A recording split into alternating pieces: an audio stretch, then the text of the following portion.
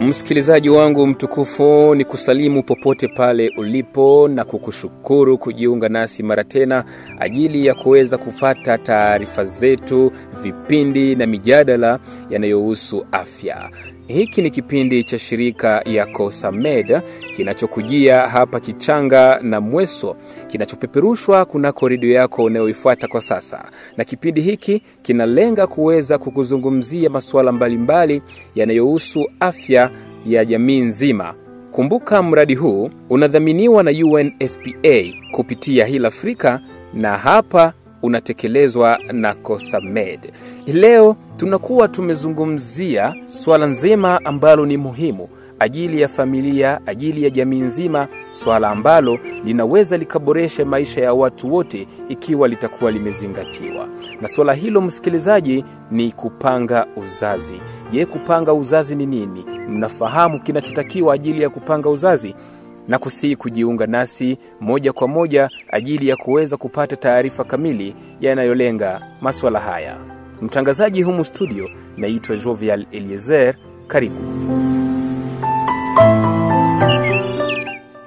Na kwanza hii leo msikilizaji, tupo hapa katika eneo la Mweso, na hii leo tumewapokea watu ambao wamehitimisha ziara yao ya majifunzo ajili ya kupanga uzazi. Kumbuka ziara hii imeweza kutekelezwa hapa na Heal Africa pamoja na mashirika mengine yanayochangia ajili ya uwezekanaji wa mradi huu. Kina baba na kina mama wanachangia kwa kikao hiki, na kwanza tutaanza naye Bwana Baeni Kashuga Deogracias ambaye pia ni relais communautaire anayeishi katika eneo la Kichanga. Bwana Deogracias, kwako umesikia nini, umehisi nini kuhusu upangilifu ama shughuli za kupanga uzazi?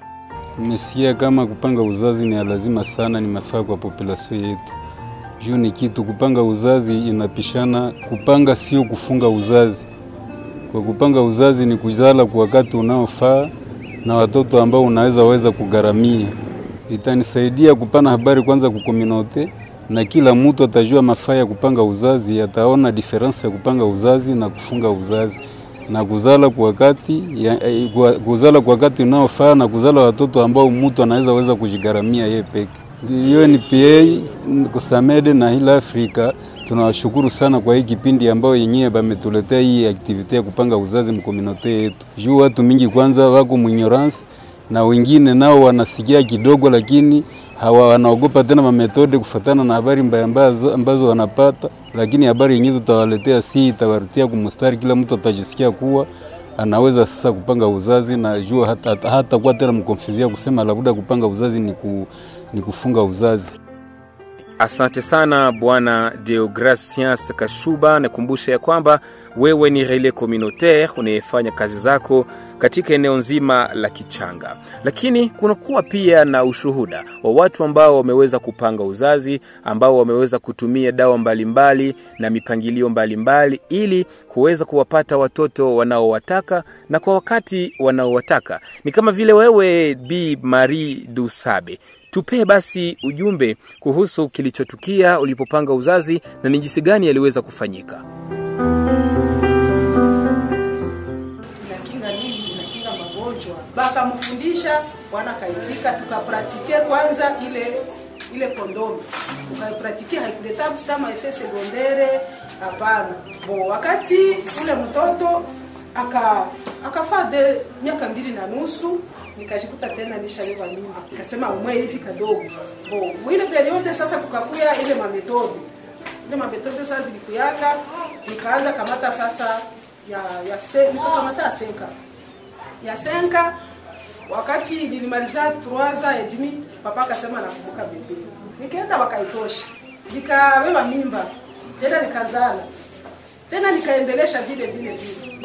Nikabakia vile nikazalaka kamsika. Leo nikako na 13 ule msika ndio wangu wa mwisho. Hapa mimi sikaka niko bien, niko jeune, watoto wanafatana, wengine washaolewa, ndio vile na mimi patana.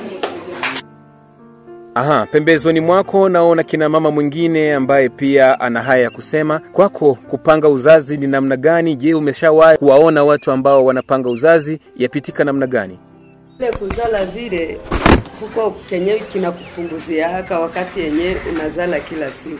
Mimi nawezi kumbuka juu kwenye nimeolewa ni zimeisha kwa miaka 25. Huko wenyewe waliolewa nyuma yangu wameshafika mbuzazi 13, 14. Lakini kufuatana na ile nilijisaidiaka nikiona kuko saa yenye nilikuwa nazala mtoto naona nafunga miaka 4 ni haya fatiwa. Nikiona pale kabisa kuenda kukituna kamata ile kupangu na panga hata na miaka 2 hata unafundishaka hapana kupanga uzazi kuna kwaana kashindani ka miaka 3 wakati yenye papa nazi sema hapana wende tosha sindani uwe mimba haviwezi tosha amo shida mbo hauta kamata ile mimba utaipata juu ulienda kukawaida. Ile nayo niliona na niliwabieka. Aha. Naam, unavyosikiliza msikilizaji, kupanga uzazi huwa inakuwa ikisikika kwa namna mbalimbali. Inahusiana na jinsi gani umejipea mafunzo, ni jinsi gani umesikiliza mafunzo, muda gani na ni namna gani matumizi haya yanafanyika. Lakini maoni ni gani ajili ya kupanga uzazi? Na kina mama watakiwa kupewa habari ajili ya kupanga uzazi namna gani? Mimi namkuta basi kina mama Neema Masika ambaye anakuwa mfanyakazi kwenye shirika la Heal Africa, naye hapa Kichanga anazungumzia swala nzima la kupanga uzazi, umuhimu wa maelezo kuhusu kupanga uzazi ajili ya kuhepusha kina mama na hatari za kuzaa bila kupenda. Afya ya uzazi kwa kusaidia mama na msichana. Ni kusema aiombe mama ambaye amekuwa na mimba ashindwe kuzaa mtoto mzuri sababu alishindwa kupata maelezo ya kuonesha namna gani mimba inatesa mtu na akaona alama hii na ile ilifo aende ona mganga. Ni kusema aiombe mama astuke tu nimefanya miezi sione na yeye hayui. Inaomba mama ayue kusema hii mwezi mimi napenda nifanye miaka 2, 3, 4, 5 tafatishaka huyu mtoto nyuma ya miaka 2 au nyuma ya miaka 3. Inaomba mama ajielewe na aelewe siku zake na aelewe namna gani anaweza kufatanisha uzao wake kusudi waishi maisha ya heri ndani ya nyumba yao. Niko na maexample mingi ya mafuaye ambazo zimebomoka sababu mama alizala na baba hapendi bazali ile masiku. Inakuwa shida sana na wanaachana kabisa katakata na baba nakatala sema yule haiko mtoto yake. Ijapokuwa nani wake lakini sababu mama alizala na hajui, anafikata kuzala yeye na hajui. Ndio maana baba anasema hapana, hapa hatuwezi endelea pamoja juu kabisa. Siwezi kuwa na mtu mwenye atakuwa na zala na mimi nasijui. Inaleta shida ndani ya jamaa. Nikisema tunapenda mama ndani ya majamaa baishi maisha ya heri, bapatane ndani ya mambo yote. Sisi tunapatanaka kwa mambo ya uchumi, mambo ya pesa, mambo ya kuzala, tupatane na waume wetu. Sema nyie wakati mnafika, nyie ndio mtatusaidia kwenda peleka message na kusensibilize mama, kusensibilize wasichana kusudi kila mtu akontrole mambo mbalimbali ya uzazi ndani ya jamaa yake. Mtu asizale na hajui au na hataki. Inaomba wakati unataka kuzala unazala. Wakati unasema mimi nakomalisha kwanza hapa ine benye niko nabo kuna wakomalisha bila kupata aksida ya kuzala pasipo kuyua. Naam, katika jitihada hizi basi kina dada pia wanahitaji mashauri. Ni shauri gani kina mama watakiwa kupatia watoto wao ajili ya kuweza kujikinga, ajili ya kuweza kuboresha shughuli zao za maisha? Basi Bi Afisa, wewe ni mhusika wa mipangilio ndani ya shirika la Afrian, nawe upo hapa Kichanga na unahimiza watu zidi ya kuwashauri watoto. Ni kipi unaweza kukiambia kina mama? Ni kutushie wa mama na bachi watoto na mama yetu. Sazimwa kusa inafikaka fie alipata regle zake. Meye na mamake hawazoe ongea sana. Hata lomba mama mashauri kama atashanje ile makoteksi yake mara ngapi, kama tabianyiko wapi na kata vifula wapi. Juu kwa sazimwa shie wa fie tunao mama shasiriko na jambe nenda ambia mama atanitomboke. Mama hata nisemesha mama apende tuongee naye ile maneno. ningependa niwakumbushe shiba mama nyie ba mama vetu kukwa na tukumbusha maneno ya vile juu ya usafi ya fasi ya kiungo ya uzazi.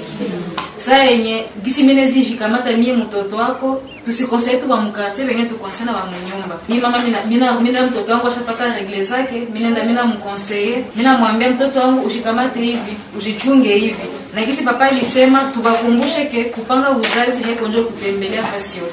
Juu sante sexuelle inaongelewaka na mnyumba. Isikwe tu ile ni maneno ya papa na mama. Papa na mama hawezi ongelesha watoto. Juu mtoto akayua anayakisia kujichunga. Mekisha kwa ya siri wanayoa bila ni vya wazazi. Na tajambia vya wazazi ndio vya yeye. Anaenda vitafuta. Na kisha vitafuta na anaviweka mtu mwingine mweko na nia ya mbaya, anambadilisha mafikiri na mwadibisha.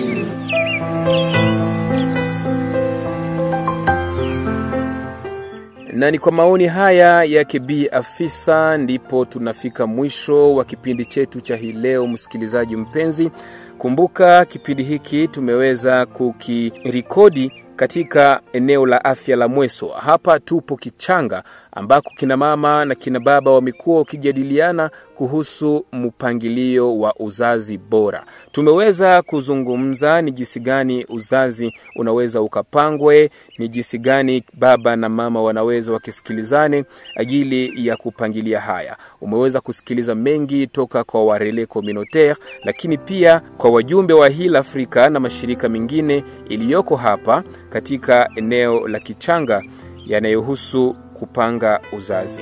Asante sana kuendelea kutusikiliza kunako redio unayopenda hapa Kichanga na Mweso ajili ya kuweza kuelimishwa zaidi kuhusu masuala ya kiafya. Usisahau pia kututafuta kunako tovuti yetu www.cosamed.org ajili ya kuweza kupata taarifa kamili na yanayofaa ajili ya masuala ya kiafya. Mtangazaji wako humu studio hii leo nilikuwa Jovial Eliezer. Nikushukuru basi kwa kuweza kututegea sikio, nikikutakia kila laheri.